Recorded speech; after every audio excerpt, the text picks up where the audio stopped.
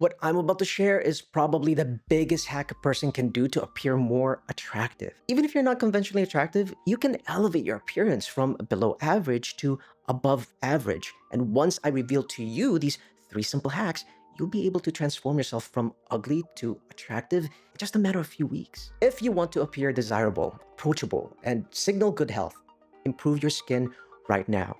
This is one major thing that most people neglect to fix. And this is the one major thing that is ruining your chances to potentially find a mate. Clear, vibrant skin is a visible marker of good health. This isn't me saying it, it's a principle rooted in biology. Smooth, blemish-free skin signals to people that you have low levels of stress, inflammation, infection. Studies have found that people subconsciously view clear skin as a sign of genetic fitness and a lack of illness, making you more appealing in both social and romantic settings. I want you to think about this. Some people, when they see someone with severe acne, psoriasis, or other visible skin conditions, they often instinctively avoid them. It's as if people with skin conditions have the plague. It's sad because you think it's obvious that severe acne, psoriasis, and most skin conditions aren't really contagious. But many people lack information and tend to react based on instinct. And subconsciously, people think that if you have bad skin, you're kind of untouchable. It's dumb, but it's not shocking. So knowing that skin plays a vital role in attractiveness, find any way you can to improve your skin. And if it's a severe case, there's really no reason to be stuck in a shitty situation. Stop self-treating and seek out professional help. Skin is in the top two when it comes to levels of attractiveness. That means fixing this issue now can make a huge impact on your looks. Most importantly, having smooth skin is often associated with softness and a desire to touch. It enhances your appeal on an instinctual level, like physical and even intimate level, making you more desirable. Did you know that having bad skin also affects facial symmetry? And we all know that facial symmetry plays a huge role in your attractiveness. The closer you are to being symmetrical, the more attractive you are. Here's something that could make you rethink everything. Here's a person who is conventionally attractive and facially symmetrical. They can be the most attractive person out there, but if they have bad skin, this greatly affects their attractiveness. Skin imperfections like acne, pigmentations, or uneven texture can make the face appear less smooth and asymmetrical, impacting how balanced and put together someone looks. Remember, facial symmetry means having balanced features on both sides of your face. If I were to mirror one side of your face, it should look at least somewhat similar to the other side. Obviously, bad skin can create an uneven appearance. Healthy skin can also suggest that a person takes care of themselves, that you practice good hygiene and possibly follow a skincare routine, which indicates self-discipline. This self-care perception is subtle but attractive because it shows you as a person who values their well-being and makes an effort to maintain it. Take a look at this, and this, and this. What do you notice? Hair plays a crucial role in attractiveness. Your face may suck, but you can easily fix that with your hair. Here's why you should start experimenting with different hairstyles and why maybe you should stop settling for your current hairstyle or blindly following the latest hair trends that clearly doesn't work for you. More people need to know about the influence and power of hair. Hair has a remarkable ability to frame the face, highlighting or downplaying certain facial features. For example, if you have an unusual shaped nose, don't make the mistake of parting your hair down the middle. Part your hair to the side to draw attention to your eyes instead.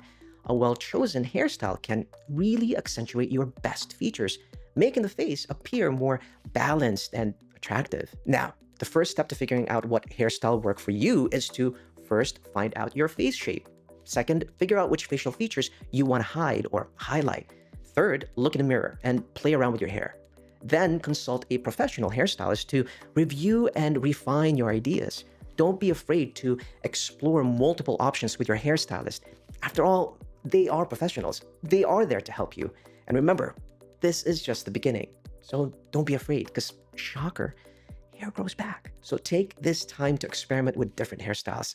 Give yourself time to adjust to the new style and see if it really resonates with you. And ditch following the latest hair trends when they don't do you any justice. This one's for anyone who's losing hair. There's really no reason to be stuck with a shitty situation. Fortunately, there are step-by-step solutions you can follow to maintain your existing hair and potentially grow back the hair you've lost. At first, it probably started with a few strands of hair on your pillow. Then, clumps of hair in the shower. Later, you start noticing a significant recession of your hairline. Or you start noticing thinning hair at the crown of your head. I know exactly how it feels to lose hair, and I also know exactly how it feels once I found a solution that's actually proven to work. But first, you must understand that we lose hair because some of us are just genetically predisposed to hair loss. So go ahead, hate yourself and your genes for one day. But you gotta move on. On average, male pattern baldness tends to manifest in the late 20s to early 30s. Hair loss surprisingly affects a third of women. But unlike men, women typically experience thinning hair without going bald. Now, what I'm about to share is the only answer you need, most especially when you're still in the early or mid stages of hair loss. So here's how you can start getting your hair back. First, we need to target the root cause of your hair loss, literally targeting the problem right at the roots. And to do that, you take finasteride. Finasteride is a daily pill that works by increasing hair growth on your scalp. It's safe, it's FDA approved, you can read more about it online. But you do need a prescription, and thankfully, getting a prescription is easy. Just ask your primary care. And yes, this method works for both men and women. Now, to really have dramatic results, you should pair finasteride with minoxidil. Minoxidil is a topical ointment or foam that you apply on the affected area once or twice a day. Part your hair, lightly rub it on the thinning areas, then wash your hands, because you wouldn't want hairy hands. And that's it. It's as easy as 1, pop the pill, 2, apply the ointment, and 3, time. And you will need patience because it'll take time, about 3 to 6 months to see results, because hair doesn't grow fast, especially on your balding head. Now for the next solution. If you constantly find yourself depressed on how you look, and the main reason is because of your thinning hair, and you're at the stage that it looks like it's too far gone, this one's for you. Yes, balding sucks. But what's even worse is not finding answers to solve it. There's really no reason to be stuck with looking bald. The first step to get out of the funk is, believe it or not, acceptance. The power of denial is a formidable force. Fully accept that you're losing hair so you can really move on. Now, there's easy solutions for stages 5, 6, or 7. They're easy, but the biggest hurdle here is overcoming the mental challenge of committing to these solutions. And the first solution is hair systems for men. Let's be honest. It's basically wearing a wig. But don't quickly judge it because of the stigmas around men wearing wigs.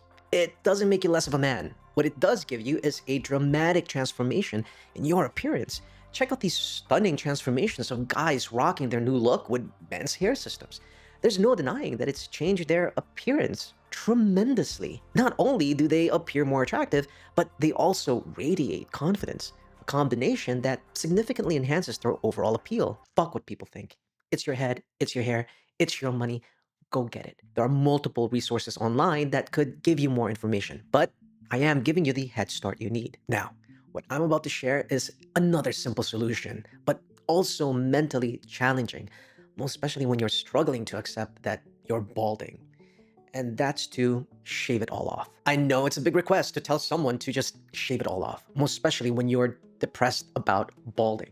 But hear me out. I wouldn't recommend to shave it clean, but instead, buzz it really short, leaving a bit of hair stubble. Here's something that could make you consider this option. There are plenty of guys out there that looks extremely handsome with buzzed hair. This isn't anything new, you just have to recognize what makes them look attractive. And the truth is, it's because they look masculine. If you have softer features, try to find ways to masculinize your appearance. It's always best to pair this look with a beard. You can also lessen the softness of your face by losing weight and working out. Widening the neck and the shoulders can significantly complement this look, making you more attractive than you were with thinning hair. And don't forget, this is just one of many options. If this look doesn't really resonate with you, then go for the men's hair system. Don't ever be afraid to try both out, because remember, you're the only one that's missing out by not trying. Your lack of grooming isn't helping you make friends, keep friends, or find a mate. I can't believe we have to talk about this. But it seems like a lot of us are clueless that how we present ourselves can significantly influence how people perceive us. I'm gonna go straight to the point here. You don't necessarily need a conventionally attractive face to look good. Looks is also about how well groomed and put together you are. Of course, there's always delusional people that will tell you, no, we only judge people by their character, not by their looks. Don't listen to them, because they are obviously disconnected from reality. And they probably lie to themselves constantly. Because, hello, yes, we judge people by their character and also by their looks. Both in real life coexist. Delusional people hate to admit this, but we judge everyone. Judging happens instantly in our heads. It happens in a millisecond upon meeting someone. It happens no matter how much you'd want to fight it. It happens. They don't even have to open their mouths. You already assume if a person doesn't have their life put together. And you know what's awesome about recognizing this fact about people? It reveals to you how easy it is to change people's perspective of you. And all it requires is self care. It's not even for anybody. Self care is all for you. So pamper yourself. Enjoy grooming yourself. Regularly get your hair trimmed, whether it's short or longer, because keeping hair healthy and styled appropriately for one's face shape can enhance your attractiveness. Next is your facial hair. Facial hair is often called makeup for men. So the same way as women can put on makeup and significantly change their appearance, facial hair can significantly enhance your attractiveness. A strong jawline is considered attractive for men, and well-groomed and structured facial hair can accentuate your jaw. Next is basic skincare. Dry skin makes people feel icky. I hate to say it, but studies show that severe cases of acne makes people feel uncomfortable. If over-the-counter acne treatments aren't working for you, stop wasting your dollars. Save yourself the trouble and go see a dermatologist. Trim your nails. A lot of guys overlook this, but basic hand and nail hygiene goes a long way. Trim nails shows attention to details, so don't overlook this crucial aspect of grooming. And lastly, managing your body hair. You don't necessarily have to shave or trim everything, but consider grooming areas that might benefit some attention. These are just a few things that you can start fixing right now. And if you feel lazy and can't be bothered by any of this, it's okay. It truly is, because you're more than allowed to be alone.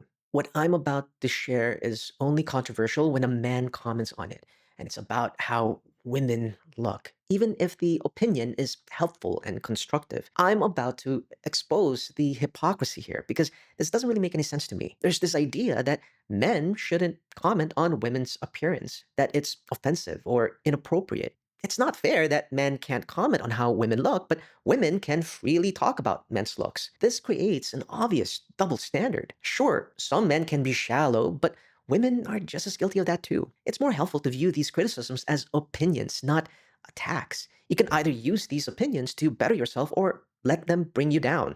Yes, some of these opinions may sting a little, or even a lot, but in the end, you have the power to decide if you let them control you or not. Society's standards of attractiveness aren't always fair or inclusive. Many beauty standards can feel unreasonable, even biased.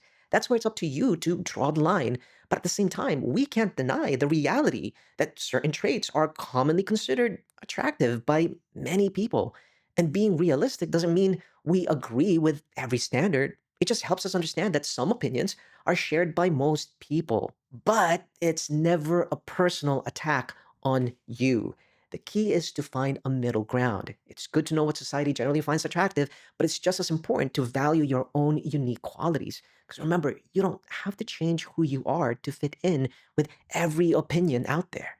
Let's move on. More people need to know about over-grooming, like a rigorous skincare routine, perfectly styled hair, restrictive diet, and extreme workout regimen. Of course, it's important to take care of ourselves. Psychologically, people perceive well-groomed individuals as self-disciplined. But some of us take self-care and grooming a little too far. Have you ever wondered how some people effortlessly attract anyone? It's as if they possess a magical charm, pulling in everyone around them like an invisible force, like they're fucking magnets. So to copy, you try everything.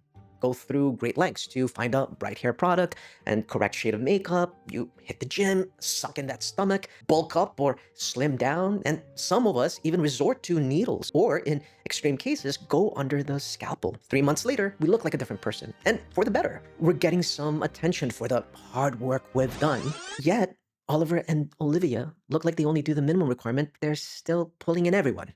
Like they're fucking made of magnets. Well, you can be that magnet too. Your transformation plan just needs some adjustments, some tweaking. First, you must change your perception of self-care. There's a delicate balance to everything, and we sometimes unknowingly cross that fine line. If your hair is constantly switching colors, extreme dye jobs, or look over process, the results can look less natural and detract from your attractiveness. Of course, experimenting with different looks is fun, and you absolutely should.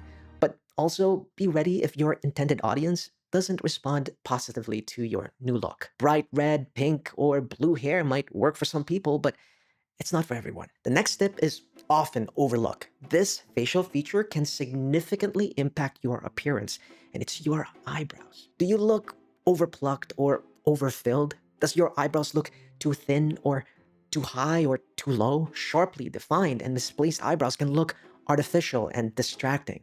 If you're male and have bushy eyebrows, stay within the middle and inner part of your eyebrows. Don't shape up the end too much. I know plucking can be addictive because it's fun as fuck, but try to resist the urge to overdo it. Strong, bushy eyebrows are attractive in men, so you don't need them to be perfectly sculpted. For women, overly sculpted eyebrows can also be distracting. Trends are fun to look at, of course, but again, be prepared if you don't receive a positive response. We don't need to debate the fact that clear, hydrated skin is universally attractive, and makeup can work wonders in concealing blemishes and hiding scars. But there's a fine line between enhancing your natural attractiveness and going overboard with makeup. Men generally find women wearing subtle, natural looking makeup more attractive. I'm not saying women should only wear natural looking makeup, because makeup is fun, creative, and expressive. But express your creativity where it applies. Because glamorous makeup for a casual picnic doesn't make sense, B. The point is, use makeup to your advantage, not to stand out for the wrong reasons or at inappropriate occasions. You're probably going to disagree with me, but I fully support cosmetic and plastic surgery. Yes, you can argue that cosmetic surgery feeds into unrealistic beauty standards, but the choice to have surgery often stems from deeply personal motivations. It's not just because of societal pressures. Also, cosmetic surgery isn't just about aesthetics. It offers real benefits for people with reconstructive needs. However, there's a fine line between enhancing your appearance and looking artificial. So you have to find that sweet spot where you can enhance your appearance without looking unnatural. Don't stand out for the wrong reasons unless your intention is exactly that. Prepare to be shocked. Not everyone likes an overly sculpted body. At first, I thought everyone likes a body with abs. Like, duh. But there's actually more nuance to this than you might expect. Take a look at these different body types of men. Don't worry, I'll cover women shortly as well. There are two factors influencing women's preferences. First, which body appears more capable of providing protection. Second, which body appears more approachable and less intimidating. With that said, women tend to prefer men with a body fat percentage between 10 and 19%. So it still looks like a physique that works out, but for most women, the extremely low 4 to 7% body fat range isn't necessary or even preferable.